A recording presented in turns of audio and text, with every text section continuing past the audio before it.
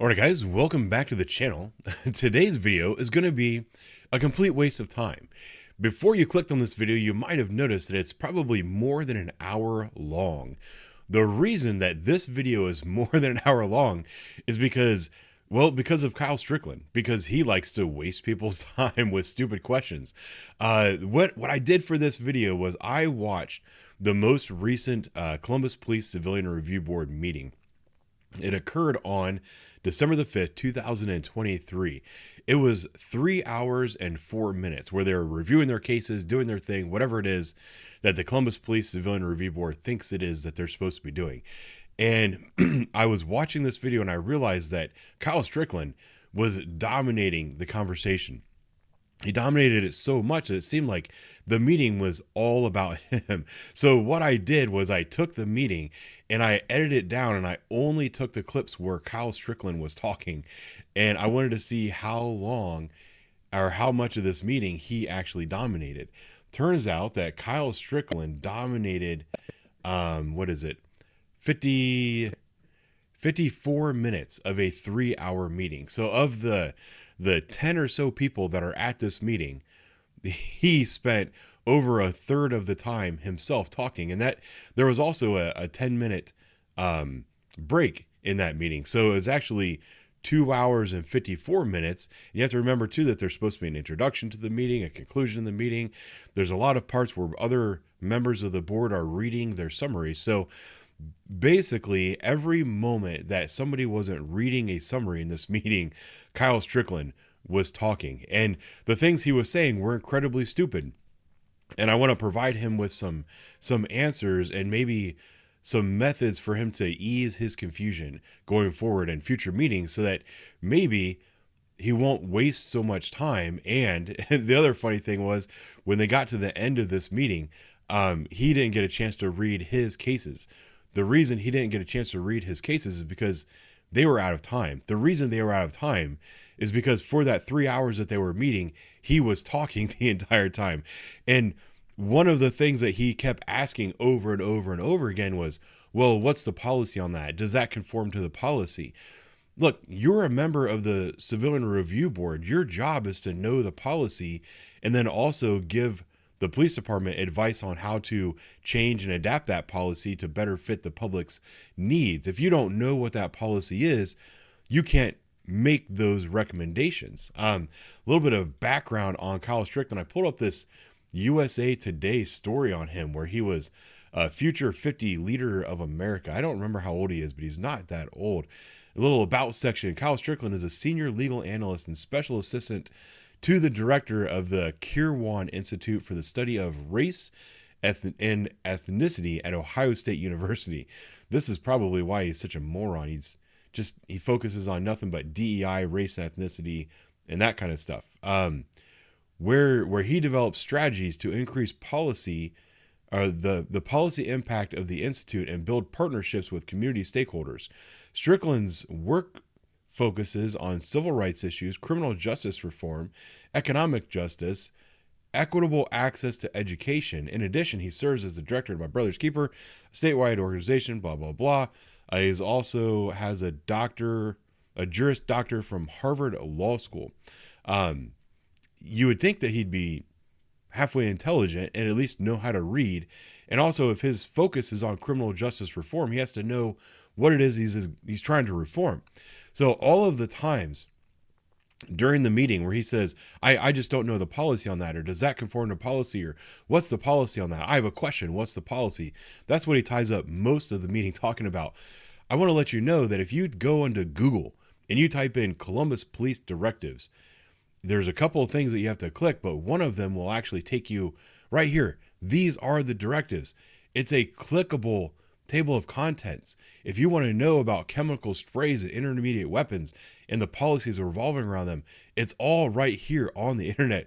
It's all free for you to look at. You don't need somebody to explain it to you. You're a freaking lawyer. You have what does he have?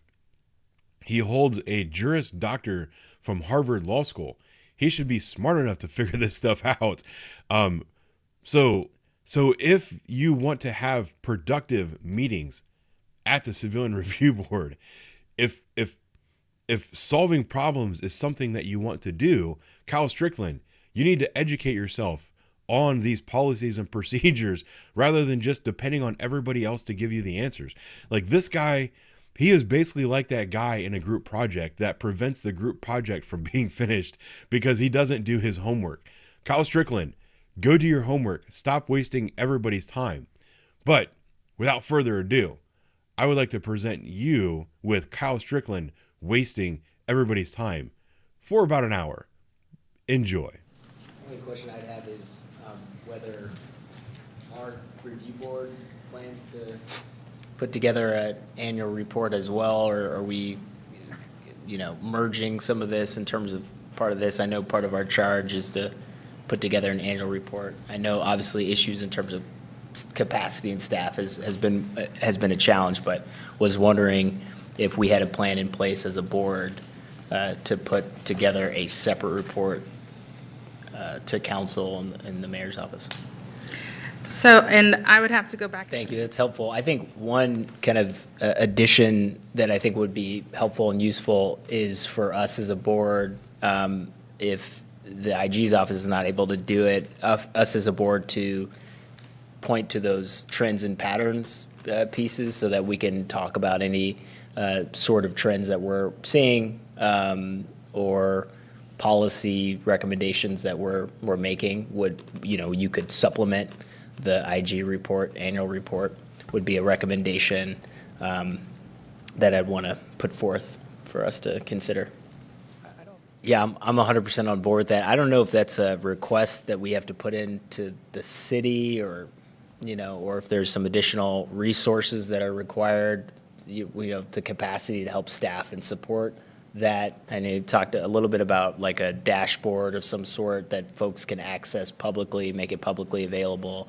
But I'd be interested. I don't know if the board wants to move on that and do that or how we would make that happen, but I think that's a great recommendation. I love volunteering for ad hoc committees or being assigned to them, so I'd be happy to participate in the development of that. Amen. Perfect. Who else would like to join Board Member Strickland?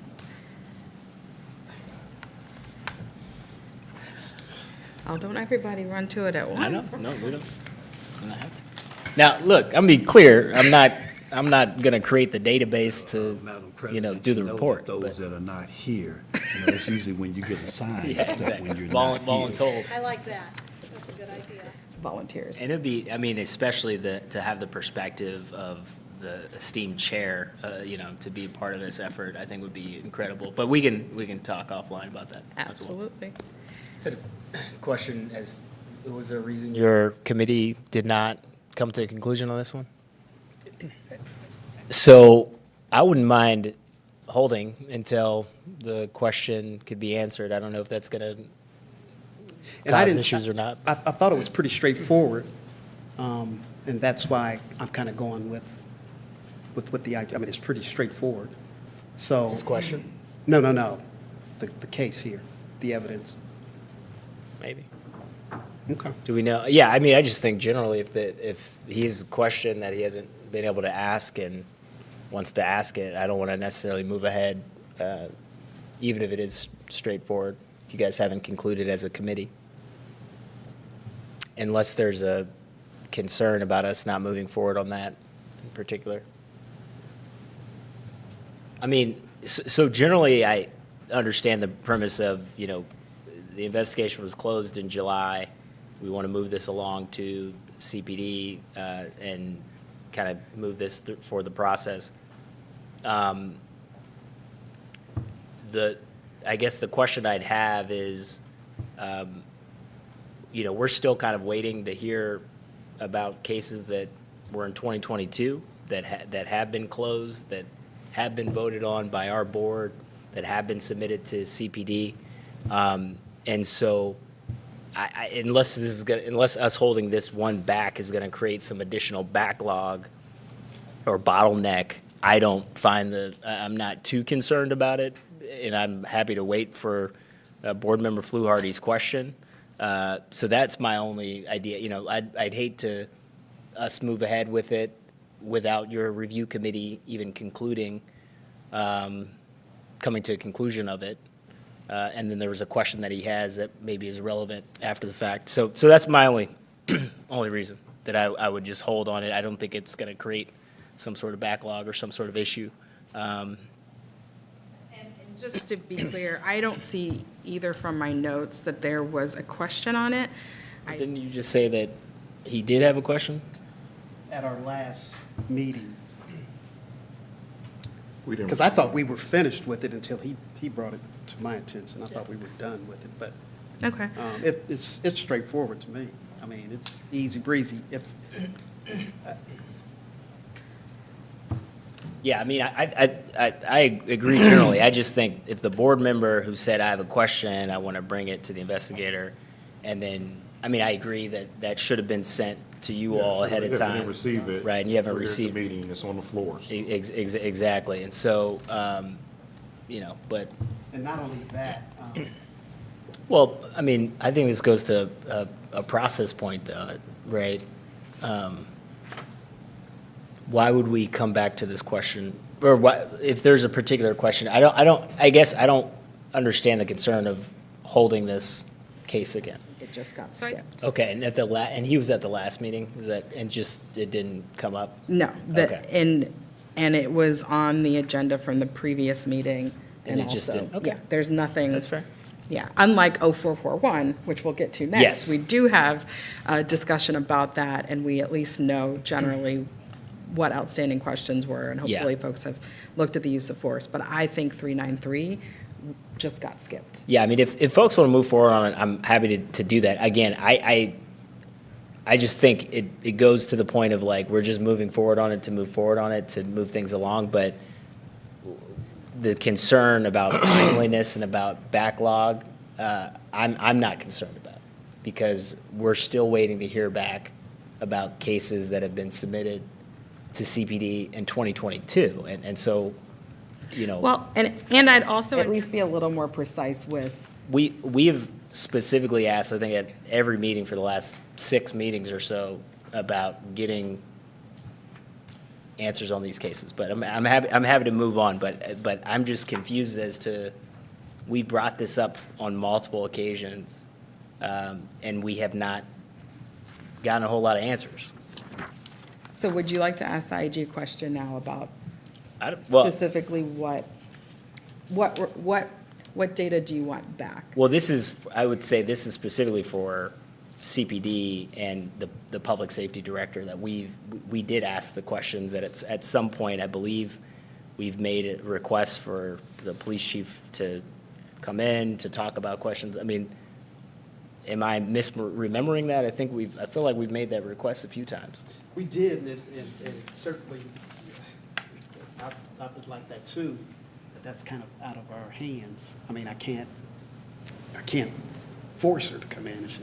And that's helpful, and I think, and certainly understanding that there's a whole process that it will go through. Each complaint that goes through us and then goes to the CPD, and then they've got to go through the process of investigation if they need to do that, an additional process there. I guess where I'm at is, as a board, for the entirety of our time on the board, as board members, speaking for board members, not on the IG, is speaking for myself, is we've been making these recommendations for cases. We've sent it along to CPD, and we're just kind of rolling through our process, trying to get as many cases done as possible. At a certain point, there isn't even an opportunity for us to kind of course correct or level set about, okay, well, is this even being heard, or what is happening from here? I personally don't know what happens next. And so if I don't know what happens next, then, and I'm a board member that pays some attention, how is the public going to be, how are they going to know what has happened with all these cases that we're reading off and moving forward? And that's a question that I think goes beyond just the Inspector General's office, and I think one of our charges as a board is to, measure impact in some way. And I don't, I know there's a process, but even things that have happened in 2022. And, if we want to be specific, maybe we can be specific about it. But surely there have been a few cases that have been completed and finalized, and then whether or not disciplinary action has taken place, yes or no, that's kind of what I would like to see for the board. I mean, I think that's part of our charge.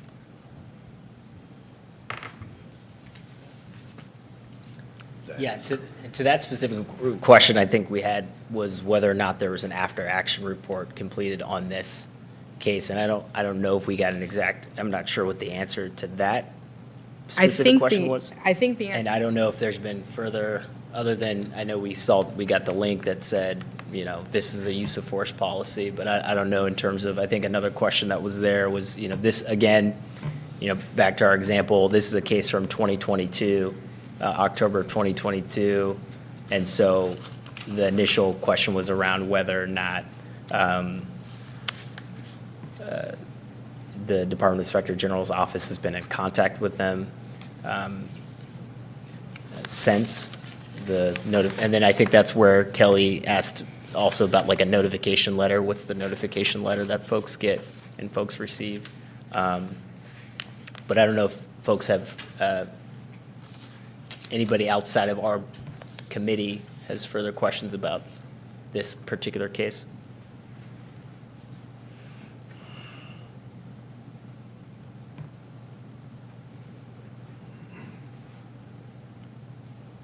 Or if folks maybe need more time to review the use of force policy or what the recommendation would be. I looked at the policy, but it's, Got it. I don't know, Kelly, if you want anything to add. I know specifically here, we just said we had concern with the incident, disagree with the recommendation, and specifically around the respect allegation 3, around the 12-year-old son, and then to the point that Pastor Tatum just spoke to, was thinking about how they handle somebody who's pregnant.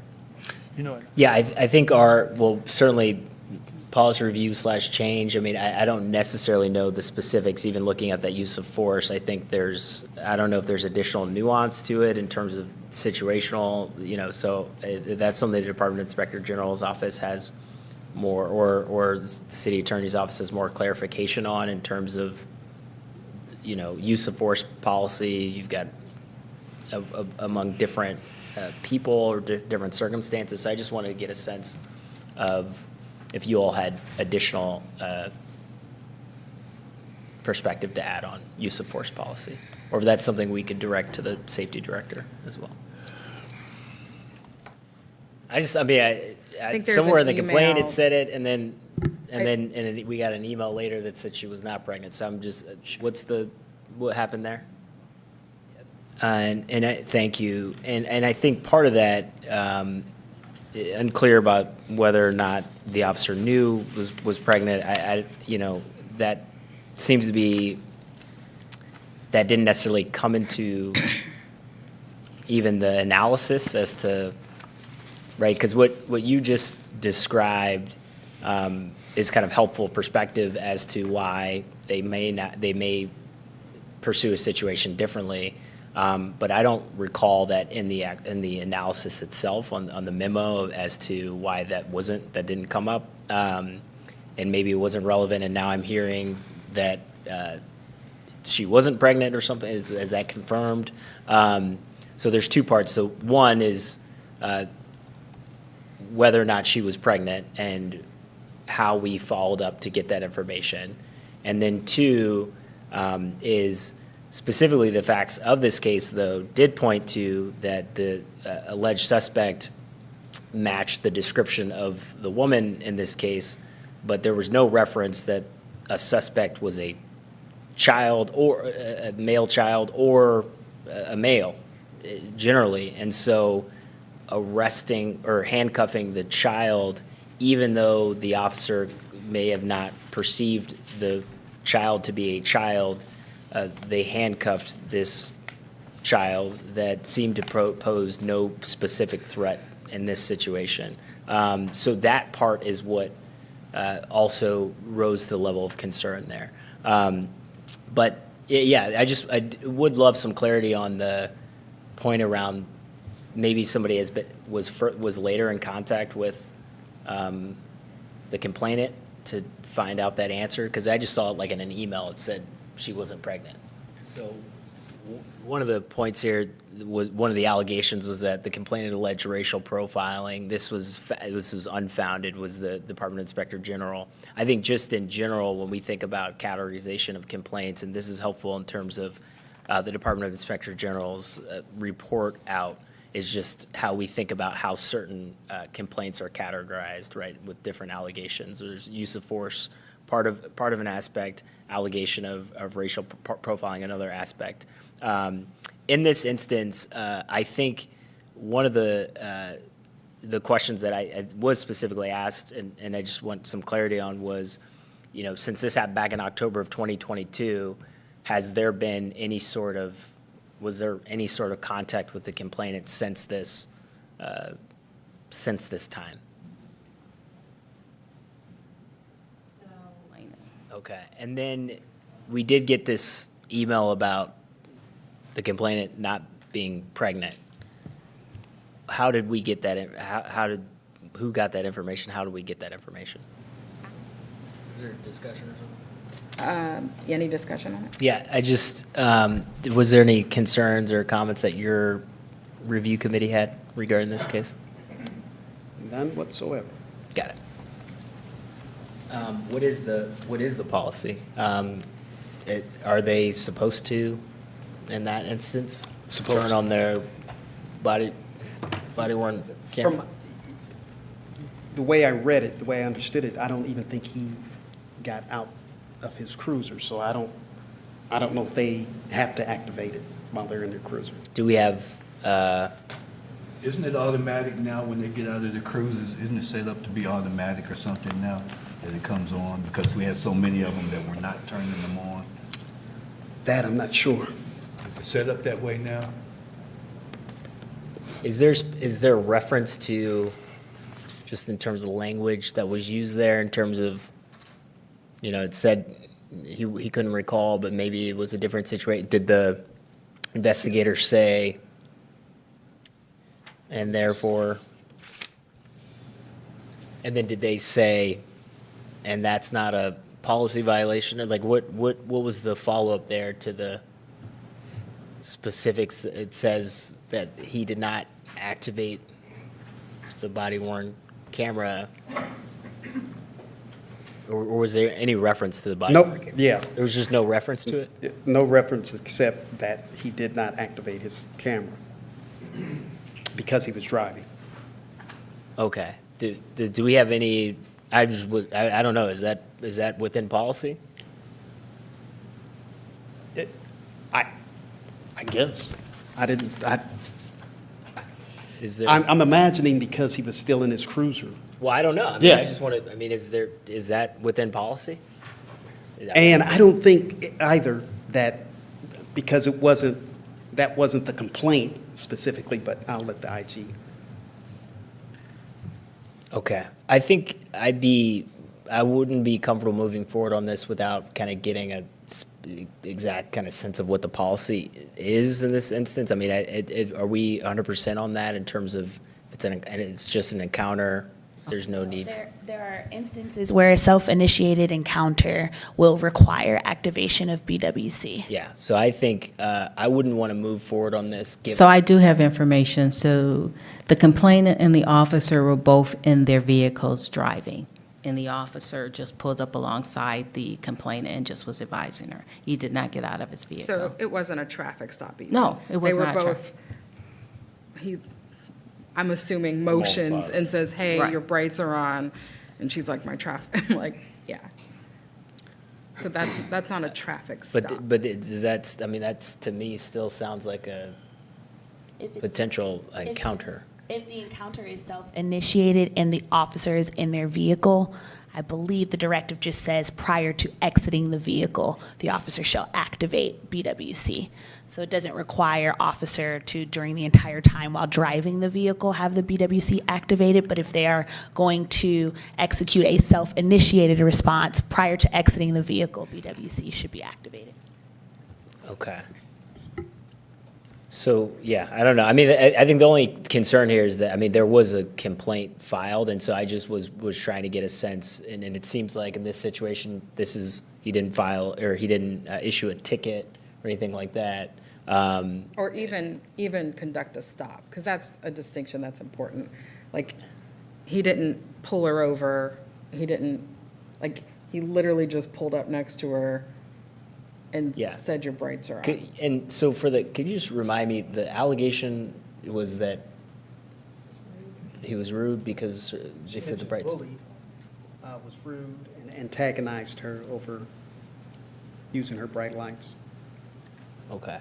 So the only concern I have is that, I think generally, yeah, if you just saying, hey, just giving you a warning, you might, that's not gonna work. You gotta, that's one thing. I do wonder what you do in situations where you don't have any sort of evidence of that encounter, and it's unfounded here in terms of there's no evidence to show that what the complaint is alleging occurred, and so, but without having any sort of footage, we don't know one way or the other what would happen, and so that's my only concern, is that because there's not footage of that particular encounter. Now, again, it seems that it's not necessarily a policy because of the exiting, you have to exit the vehicle for that interaction but that might be something worth considering. I don't know. I'm just saying that might. It sounds that. Well, I don't want to characterize it. Yeah, there's no, yeah, I mean, that was the, I don't know, the investigation when they interviewed the complainant to get more information, the complainant didn't expound on what bullying meant here in this instance. And that's helpful. I think the question that I had is there was a claim that the person made an allegation that she was bullied. And so I did want to get some clarity. The follow-up to that is, what examples do you mean by you were bullied? What do you mean by that?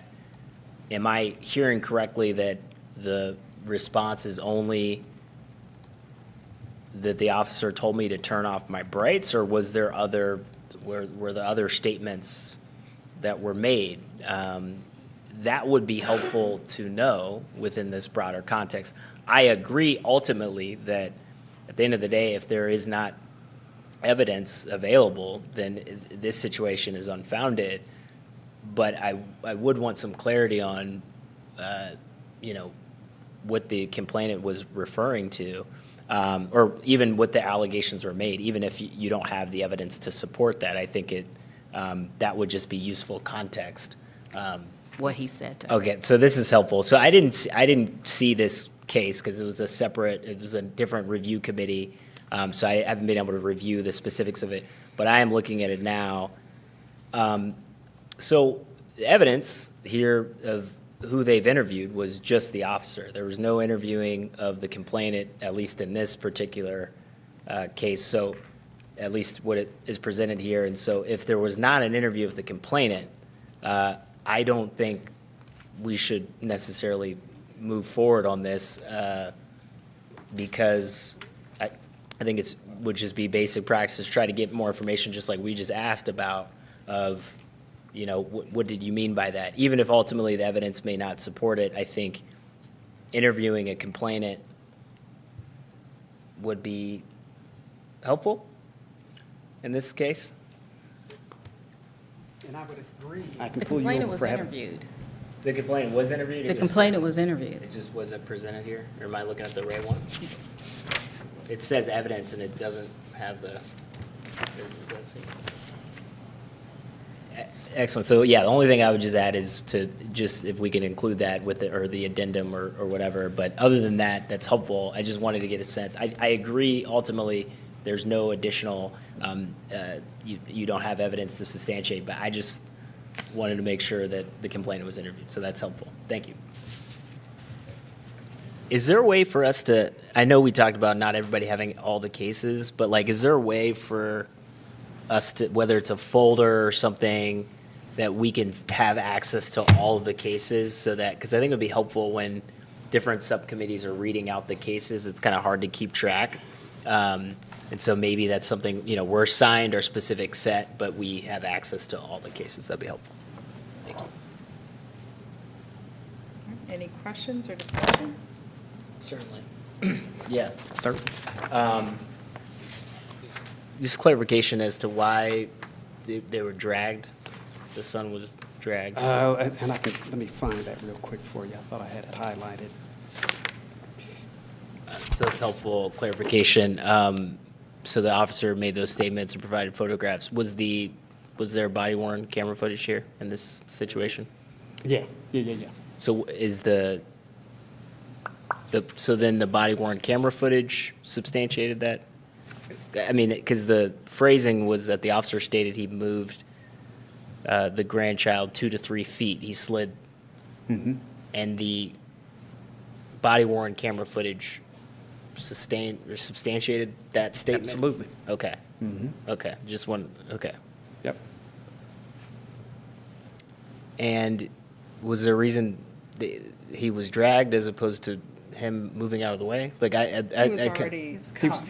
He was already cuffed and laying on the floor. Okay. Was there an altercation? I'm just confused. This was It sounds like a warrant. It was yeah. They came in pretty quickly, I'm assuming. from intact. Okay. And he needed to be cuffed in this situation? Absolutely. When you Well, I'm just saying I don't. when you coming I'm into just- a house you're just not tippy-toeing in. This is, yeah. Well, I was Everybody just is cuffed. well, I was just trying to get a sense. So basically, they come in, and everybody's getting cuffed in this situation. Were there arrests made after? I'm assuming there were arrests made And in relation because they seized the cash. Whether or not individuals are actually arrested or, That wasn't my question. Okay. I think that was. It wasn't a question. I was trying to explain because And what time? cuffed while there. And at what time did this occur?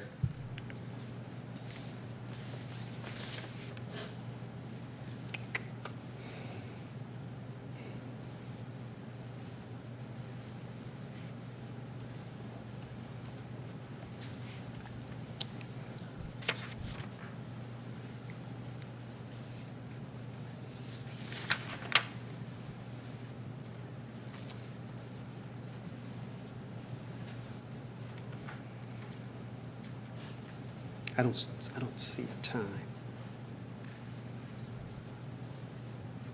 Yeah, I'd be curious. Would that have made a difference? I'd be curious to know in terms of when this was issued, what time of day or evening. Let's see. You can provide that information if you would like afterwards. That's probably going to make a difference as to whether the findings of the cases, but we can probably provide that to you. Yeah, I think that would be helpful. I generally would just, as we think about all other considerations tied to this particular instance. So the photographs were provided to the investigator. A clarification, I'm assuming here the complainant was interviewed as well? Complainant, homeowner, grandkids, Okay. and the focus officer. And then the body-worn camera footage also showed that there was no injuries? It showed there was no glass. Yeah, no glass. And it did not substantiate what the complainant was alleging. And keep in mind that the complainant was not at the scene. The complainant was only filing a complaint based on some information that they received from the grandkids. And the grandkids were interviewed in relations to this complaint. Okay, helpful. Thank you. Thank you. Any questions?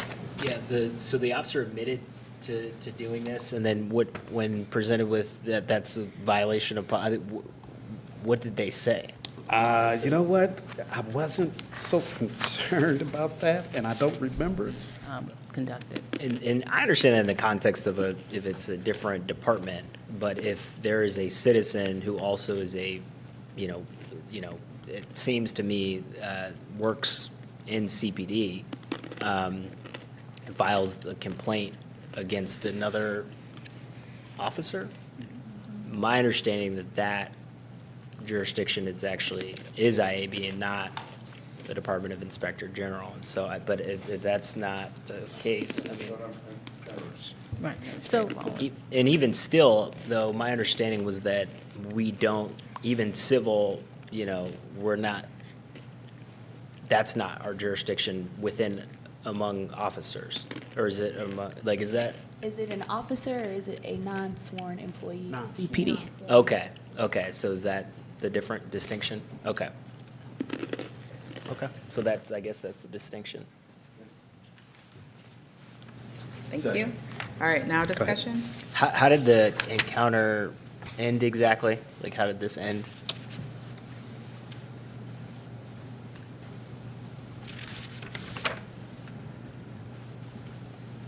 Don't know. That was it. Pat down. In the, I'm assuming, was the complainant interviewed?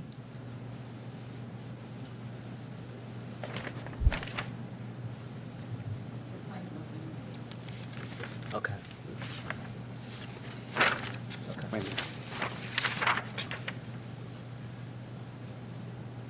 Yeah. But we don't know how it ended. I was just trying to get a sense of as Did she- to, Do you mean if she was arrested? Arrested? or just, yeah, I mean, just the notion, you know, it's like there was a pat down and then, you know, there's been a complaint filed. You know, it didn't seem clear how that altercation or alleged altercation or encounter ended, or, you know, like, or if that's relevant or not. I don't know. It just seems it ends there and then there's a complaint filed.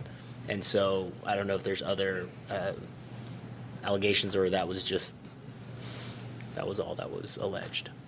In my mind, I figured she wasn't arrested, but I don't know. It doesn't say specifically. But it certainly addresses the complaint. Yeah, yeah. Yeah, thank you. There was another, I feel like we were just there was a case that we were going back and forth with, and we were going to get information at the break, and it was separate. Which one was that? About whether the complainant was interviewed and they were interviewed? Okay, yeah, that wasn't, I don't think you were holding up for that. got it, okay. Cool. All right, are you in favor on all of those? Yes, are you yeses? Okay. All right. Thank you. Any questions or discussion? Yeah, I think just generally trying to get a sense of the policy here, and in this instance, I think the mention here was the fact that there was multiple warnings given means that it kind of enabled this to occur, but I was just trying to get a sense of whether or not it was necessary to use at all, and because I know there's been, you know, several instances around this particular issue. So I just want to get a sense of what the policy is. Does anybody have clarity on the policy of when they can or cannot? It's mace. We're talking about mace. The mace, Yeah, I mean, I can send you, I pulled up the policy. And was there an after action report or, you know, update on this in terms of like, does something happen? Is there kind of a follow-up, just more detail or information about? Okay, thank you. And then I just wanted for clarification, either how many, was one person or what was the Let's kind of the see. number of folks? Says that, so it was more than one. Okay, and then is there something about it shouldn't be at the person but nearby? He observed lighting items on fire, yeah. Okay, and then as far as deploying the spray, It just What's says the it should policy? be directed at the persons or participants in the violent conduct, directed at, like, meaning you don't want to make if you're going to use the chemical spray, it should be at the person that you intend for the spray to be, to affect.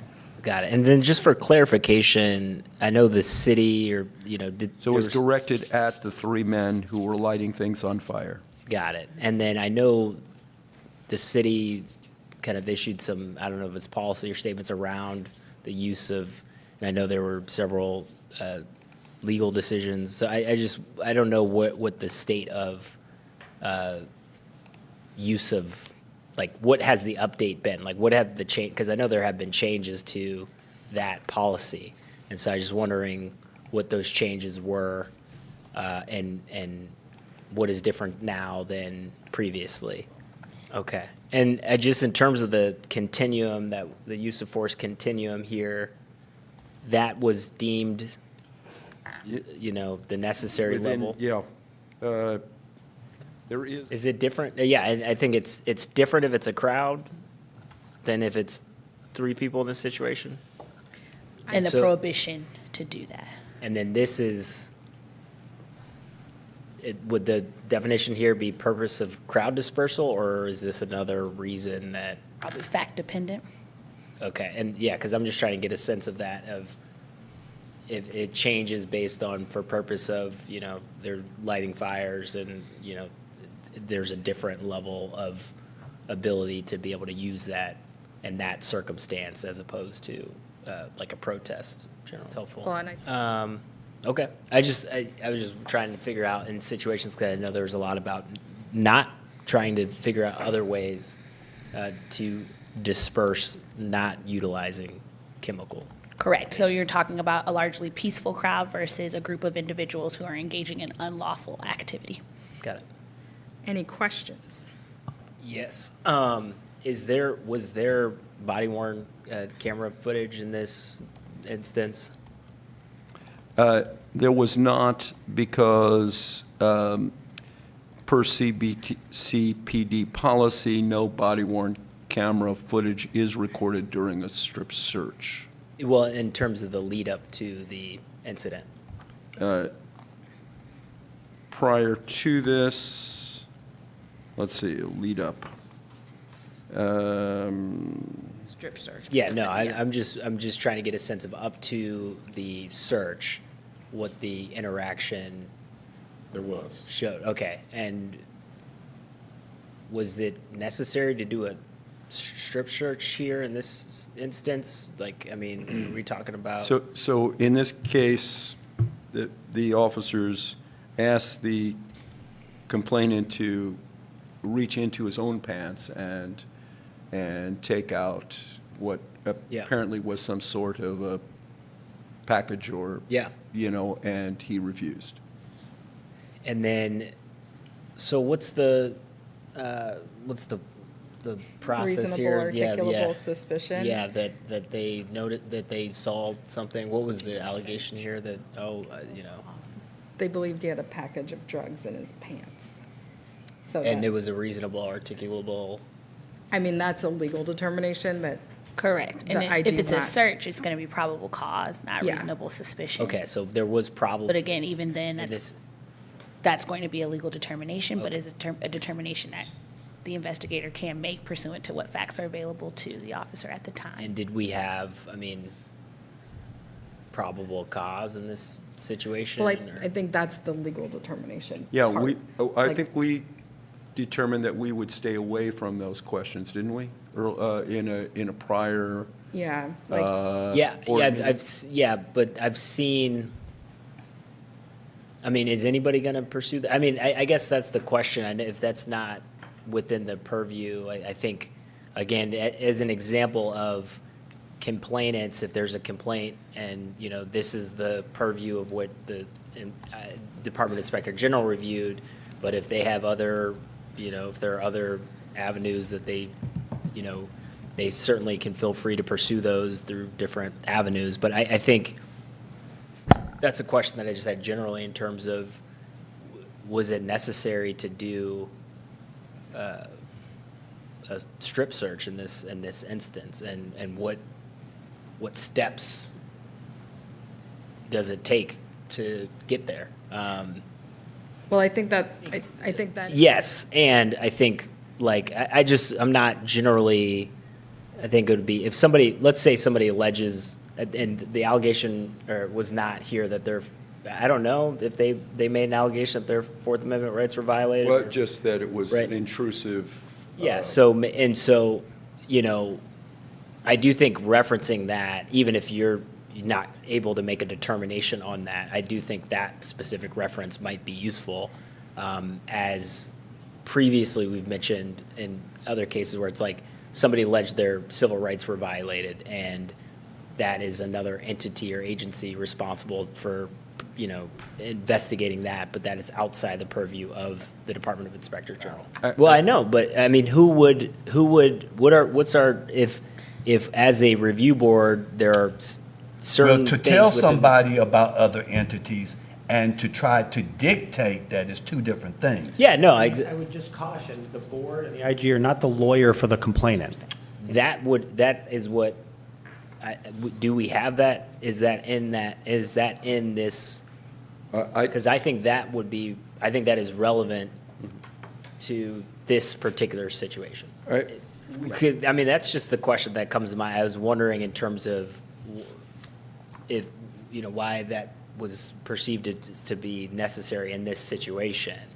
And so, I mean, I think that, which is there probable cause to conduct a search, is the legal issue that the IG is not supposed to get into. I think exceeds the scope of no, what we are I agree authorized with to that. I agree with that piece. But what I'm asking in this instance is probable, whatever justified the officer believed justification for the search, then the question about policy as to the strip search. I mean, like that is it seems like an extra level, but I don't know.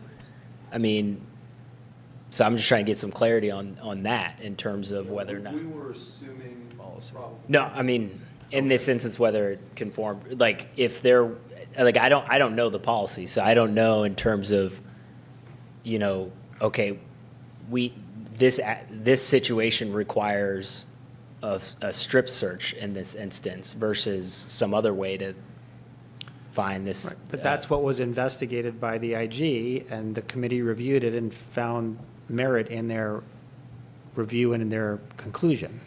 So I just feel like the conversation's a little circular now, and I'm just kind of confused as to what it is specifically that you're looking for. Yeah, I'm specifically asking the difference between a search versus a strip search. Right, and that's dictated by the policy, which they reviewed in relation to the specific facts and circumstances of this case and found there was no violation of policy. Yeah, no, that's helpful. I mean, I think the understanding that there was a sergeant on scene, that they confirmed that it was a strip search in this situation, but not a cavity search, that they felt it was, and I guess the question is they felt that was necessary versus a full strip search versus, so I don't know those specifics there, but that answers the questions that I had for this case. Good. Any questions? In this instance, who made that reference in the report about? The crackhead? Yeah. It was somebody who reported the incident. It wasn't an officer. Okay. So somebody called in. Is that kind of when somebody just calls She was- something in and says she- something? Is there, so basically because the call was a call for burglary in process, In progress. the officer arrived at the scene with the gun out? Is that kind of standard? Yes. Okay. And so understandable within that broader context, the concern is when somebody makes a call like that and if it's, so how is that balanced in terms of when something is dispatched, somebody makes a call about a burglary in process, like I know there's some other situations where somebody can make a call, it's a mistake, it's a mistaken situation there. So is there a, That example that he gave was excellent in that she determined just some, that they were the cleaning crew. So she took time to address who they were, but at the same time, she had her weapon out in case. yeah, okay. Thank you. The next 8 minutes to get through as many cases as Team 2 is able. We can table, we're not going to be able to get through them in time. I can quickly get to a few that there were just no questions on. and run through them, but then we'll jump to the, we're not gonna be able to get through them. No, I did not anticipate you would get through all of them, but I figure How much time do you, a couple minutes? you have 8 minutes. 7 minutes. Yep.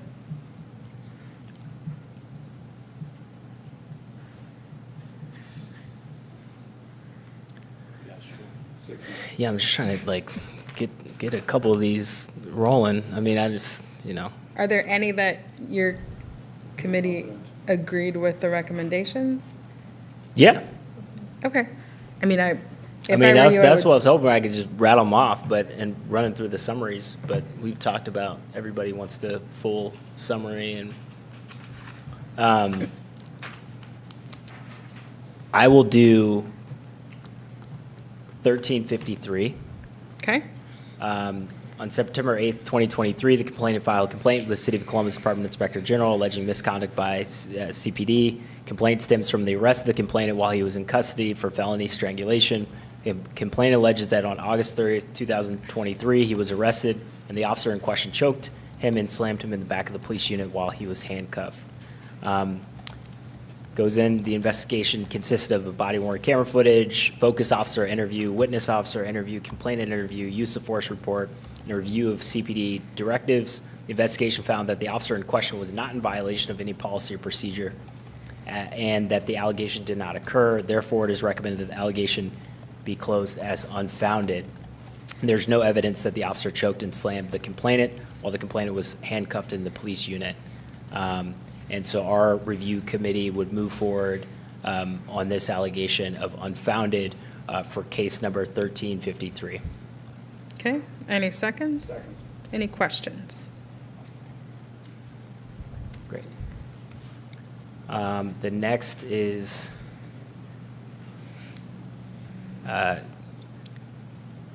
case number,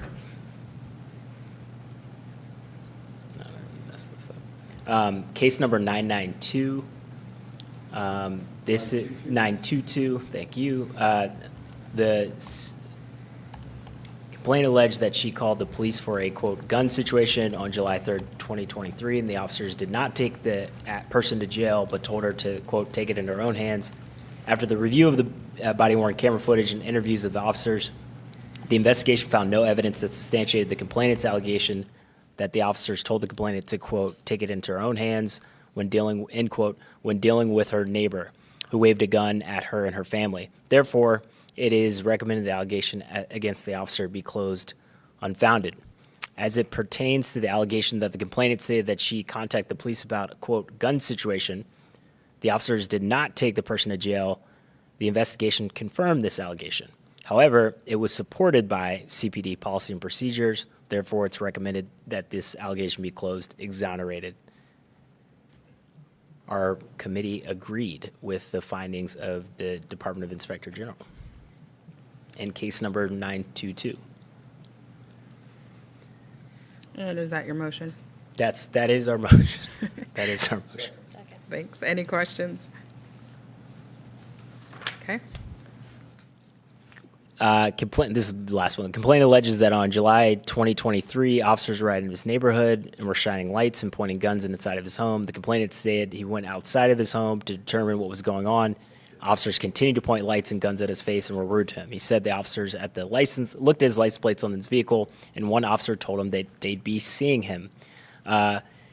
The review of the investigation did not find any evidence to substantiate the complainant's allegation that the officers were shining lights and pointing guns inside the complainant's home and continued to point lights at his face and guns when he stepped outside the porch. So allegation one, be closed with a finding of unfounded.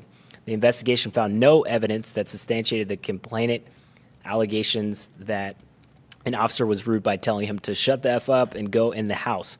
Therefore, that allegation, too, is closed with a finding of unfound.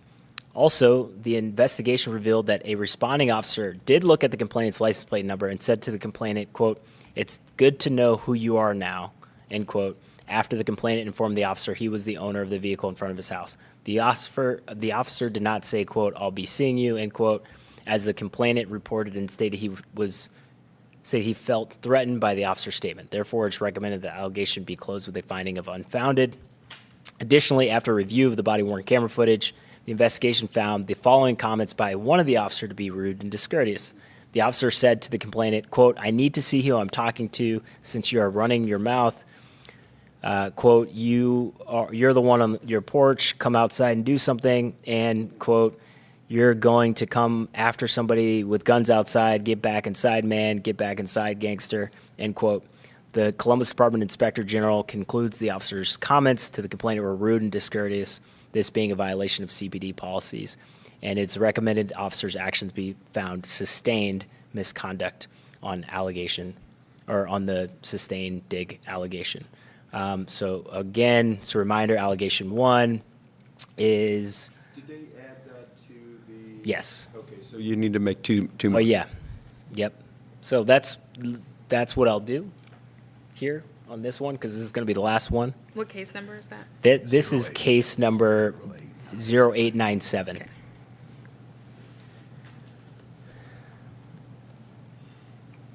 So, unfounded on allegations 1, 2, and 3, which our committee agreed with, and then there was a sustained Department Inspector General allegation on the dig allegation here.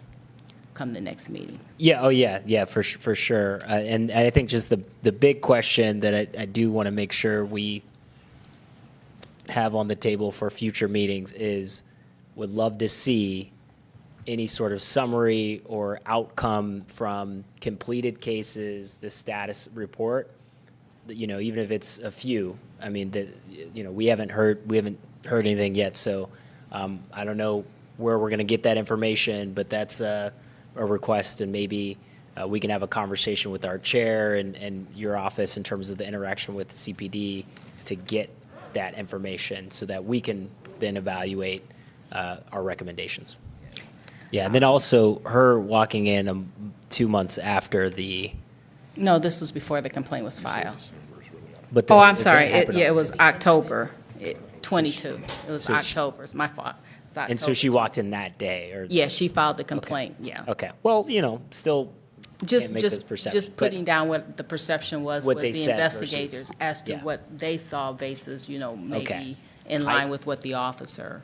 That's fair. Perceptions. Yeah, that's fair. And he did not, in fact, know whether or not this person was pregnant. So I do think that is important. All right, All right, I would entertain a motion to adjourn. second. May I have a second? All in favor, please raise your hands. Motion adjourned. Meeting adjourned.